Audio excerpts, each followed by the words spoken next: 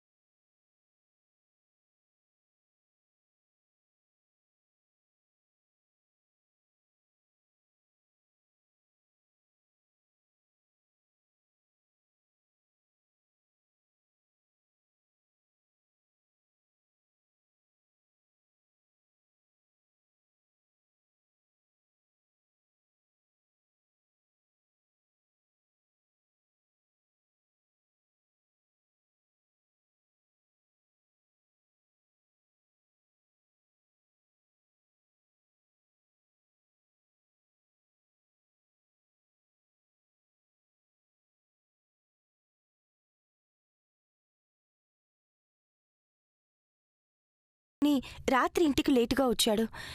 ఇంట్లో కూర్చొని చదువుకోకుండా ఫ్రెండ్స్ దగ్గరికెళ్ళి చదువుకోవడం ఏంటని శంకర్ నానిపై కోప్పడుతున్నాడండి. వాడేదైనా తప్పు చేస్తే అడిగే హక్కు, మందలించే అధికారం నీకుంది. కానీ చెప్తే విని అర్థం చేసుకునే వయసు వాడిది. నువ్వు కొట్టే వయసు కాదురా వాడిది.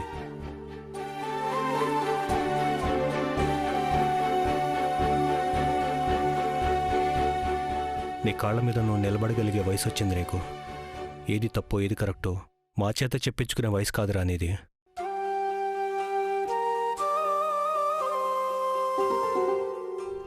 అన్నయ్య, మా వల్ల జరిగే ఏ చిన్న తప్పు వల్లైనా మీకు చెడ్డ పేరు రాకూడదు అన్నయ్య.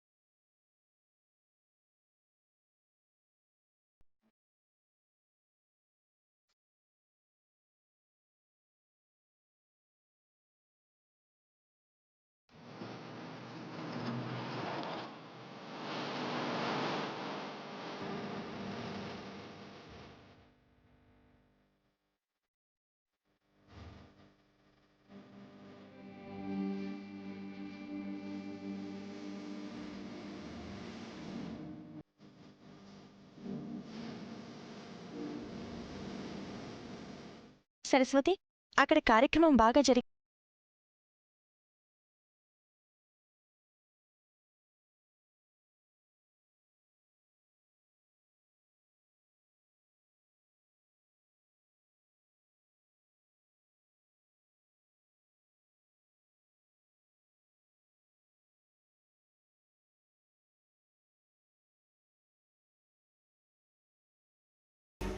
తనతో నన్ను ఎక్కడికి పంపించుకో. ఏమైంది శ్రావణ్? తనతో వెళ్లాలన్నా మాట్లాడాలన్నా నాకు చిరాకు వదినా. తన మొహం చూడడం కూడా నాకు నచ్చదు.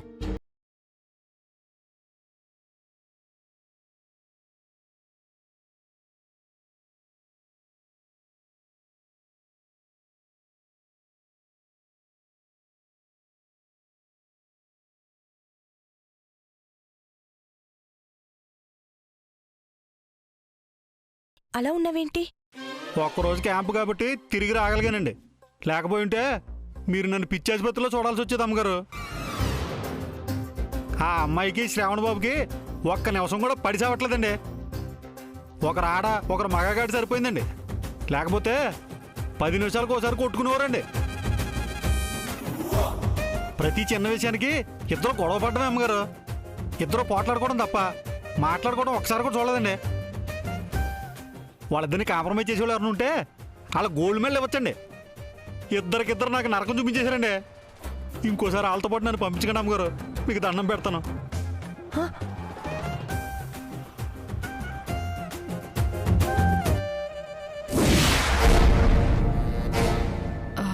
ఏమైందక్క అలా ఉన్నావు? ఒంట్లో బాలేదా? అదేం లేదు.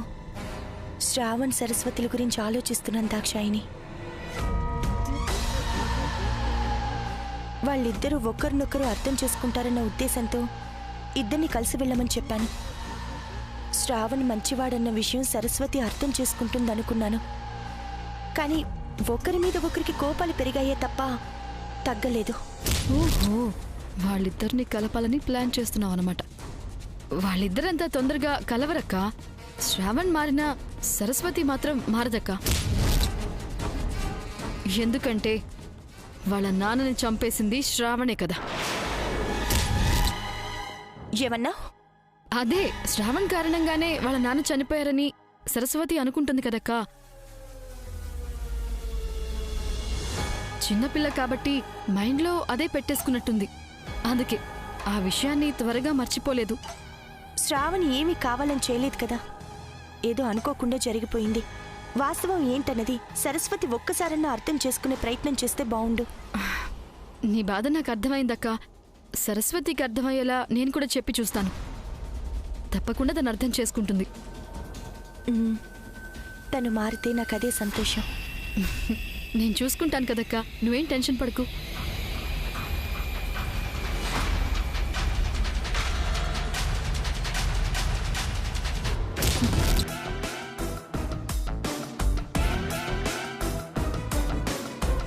సరస్వతి మీ అందరి గురించి పాజిటివ్గా ఆలోచించడం మొదలు పెడితే నా ప్లాన్ ఇలా వర్కౌట్ అవుతుంది. దానిలో ఉన్న కసి పగ ఇంకా పెంచుతాను.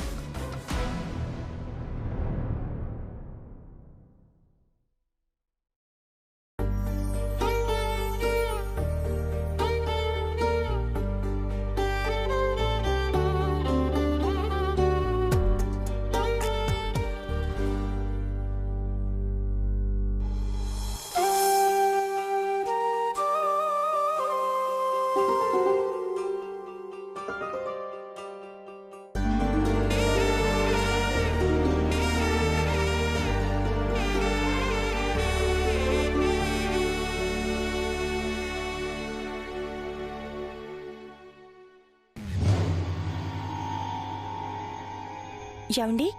ఏం ఏం సీత, మీరేం చెప్పనవసరం లేదు. మీరు ఎవరి గురించి ఆలోచిస్తున్నారో, దేని గురించి ఆలోచిస్తున్నారో నాకంతా తెలుసు.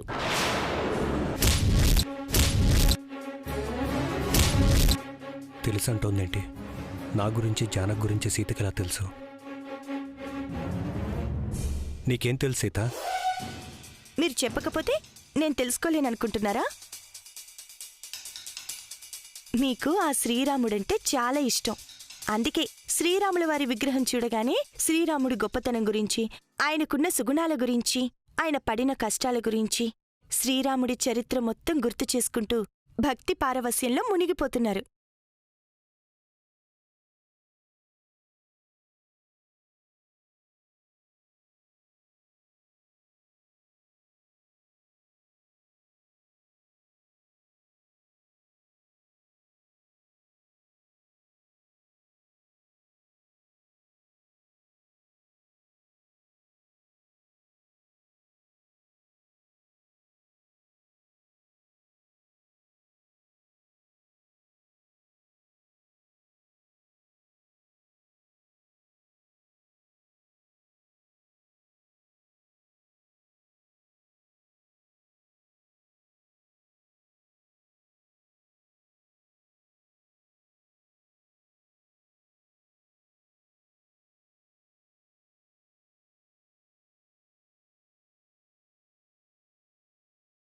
శ్రావణ్ నాని.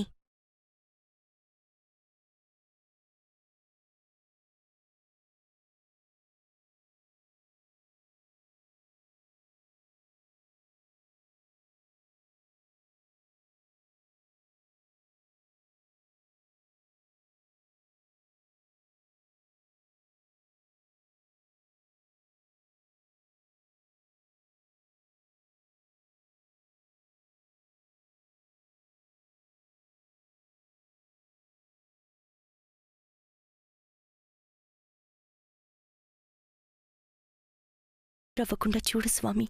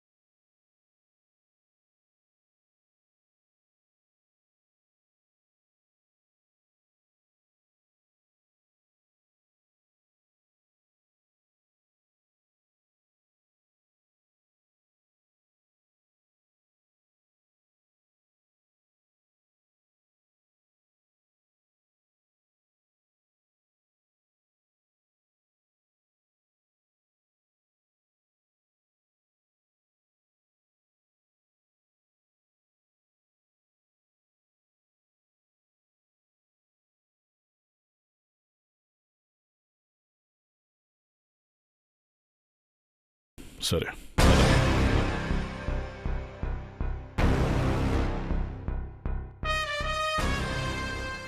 ఆపదామభత్తారం దాతారం సర్వసంపదాం లోకాభిరామం శ్రీరామం భూయో భూయో నమామి. శ్రీరామ రామ రామేతి రమే రామే మనోరమే సహస్రనామ తత్తుల్యం రామనామ వరాననే. సర్వమంగళమాంగళ్యే శ్రీ సర్వార్థసాధికే శరణ్యే త్ర్యంబకే గౌరీ నారాయణ నమోస్తుతే.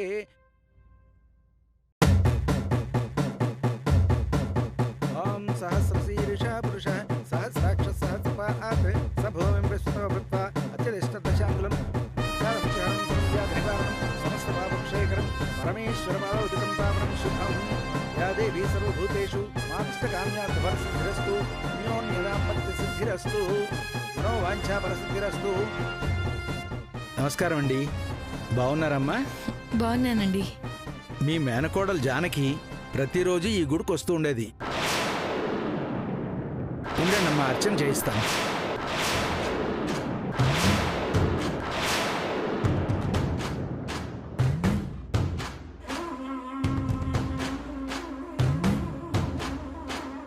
రామరాజ్ గారు బాగున్నారా? బాగున్నానండి. మీకు పెళ్ళైందని తెలిసింది, ఈవిడేనా మీ భార్య? అవునండి, పేరు సీత. బాగున్నావమ్మా? బాగున్నానండి. సిగ్గులేదా నీకు?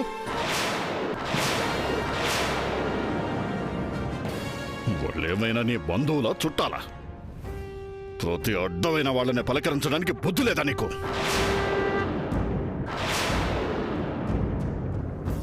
ఎవరండి మీరు? ఎదుటి వాళ్ళు ఎవరో ఎలాంటి వాళ్ళో తెలుసుకోకుండా అడ్డమైన వాళ్ళు అది ఇది అంటూ మర్యాద లేకుండా మాట్లాడుతున్నారు. నా భర్త ఎలాంటి వారు, ఆయనకున్న గౌరవ మర్యాదల గురించి తెలియకుండా నోటికొచ్చినట్టు మాట్లాడకండి. మర్యాదగా మాట్లాడండి.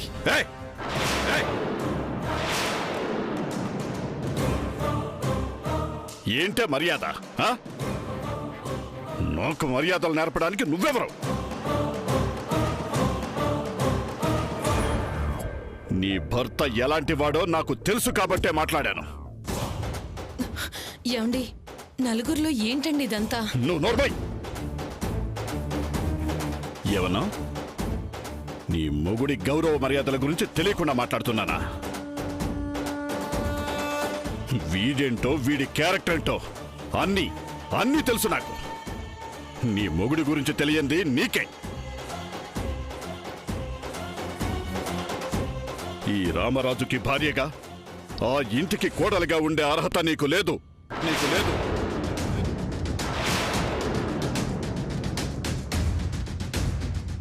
అర్హత లేని నీకు నాతో మాట్లాడే హక్కు కూడా లేదు.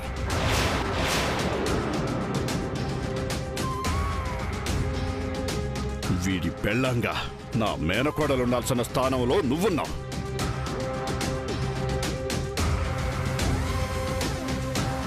ఇప్పుడు నువ్వున్న స్థానం నీది కాదు, నా మేనకోడల్ది.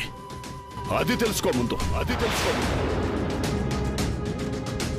చక్రపాణి గారు, జరిగిపోయిన విషయాల గురించి ఇప్పుడు ఎందుకండి? ఇప్పుడు ఎందుకంటావేంట్రా? జరిగిందంతా నీ వల్లే జరిగింది. మర్చిపోవడానికి జరిగింది ఏమైనా చిన్న విషయమా? నువ్వు పెళ్లి చేసుకుని హ్యాపీగా నీ పెళ్ళంతో సంసారం చేసుకుంటున్నా. నీ కారణంగా జరిగిన దానికి నష్టపోయింది మేము. బాధపడుతున్నది మేము. ఎలా మర్చిపోమంటావు? చెప్పరా.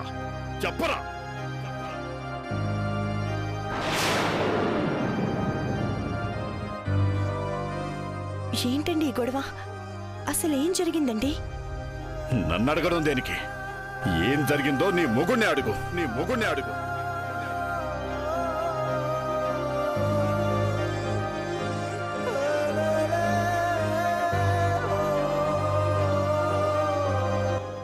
ఎరా, ఏం జరిగిందని పెళ్ళం అడుగుతుంది కదా. నువ్వేం చేశావో, నువ్వు చేసిన ఘనకార్యమేంటో, నువ్వు నా మేనకోడలుగా చేసిన అన్యాయమేంటో నీ పెళ్ళానికి చెప్పు.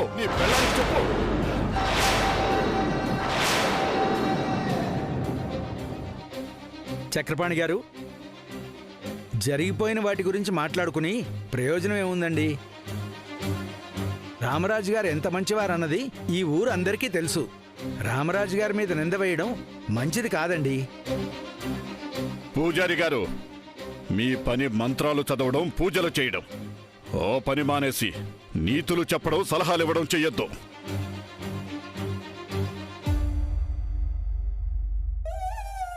నేను వీడి మీద వేస్తున్నది నింద కాదు, నిజం.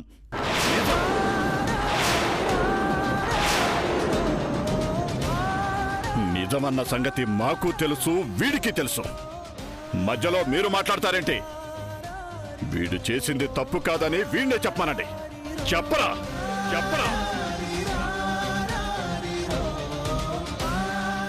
ఏయ్, నువ్వేం తప్పు చేసావో చెప్పు.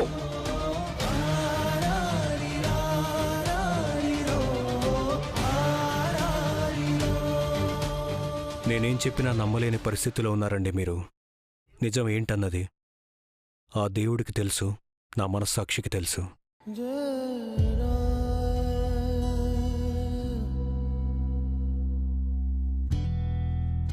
నా మనస్సాక్షి చెప్పింది మీరు నమ్మరు. నేను చెప్పేది నిజమని, మీరంటున్న నిజం కాదని ఆ దేవుడి దిగొచ్చి మీకు చెప్పలేడు. దేవుడే చెప్పలేనప్పుడు నేను చెప్పగలిగింది, చేయగలిగింది ఏమీ లేదు. పద సీత. ఆగు రామరాజు. ప్రతి సంవత్సరం దేవుడి కళ్యాణం జరిపించి అన్నదానాలు చేసేస్తే నువ్వు చేసిన పాపం పరిహారం అవుతుందనుకుంటున్నావా? నువ్వు చేసిన పాపం పండే రోజు దగ్గరలోనే ఉంది.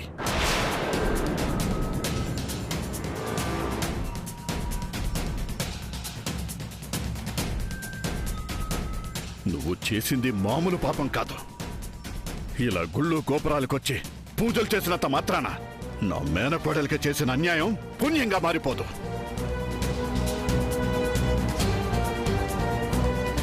నువ్వు చేసిన పాపం శాపంగా మారి నిన్ను వెంటాడుతుంది.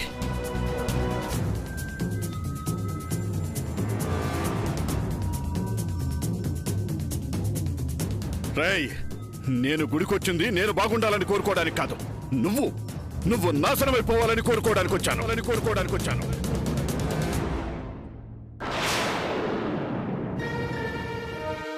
నీ పోతనాన్ని నా కళ్ళారా చూడాలని వచ్చాను. నీ పరువు మర్యాదలు గంగలో కలిసిపోయి నువ్వు వీధిని పడే రోజు తొందరలోనే ఉంది. ఏమండి, ఏం జరిగిందండి? నోరెత్తావంటే చంపేస్తాను నిన్ను.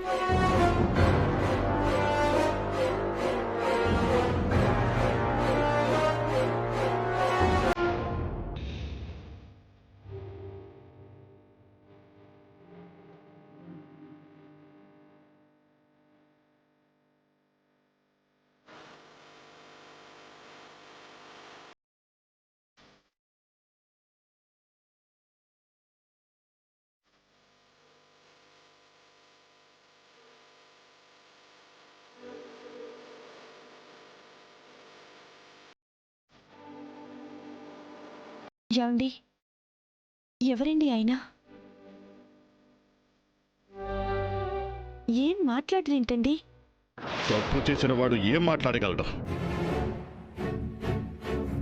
చూడమ్మాయ్, మంచివాడని మహానుభావుడని వీడిని పెళ్లి చేసుకున్నావేమో. వీడెలాంటి వాడో నీకు తెలియదు. ఈరోజు నువ్వు సుఖమనుకుంటున్నది రేపు నీకు నరకంగా మారుతుంది. అది మాత్రం గుర్తుపెట్టుకో. సీత, పద.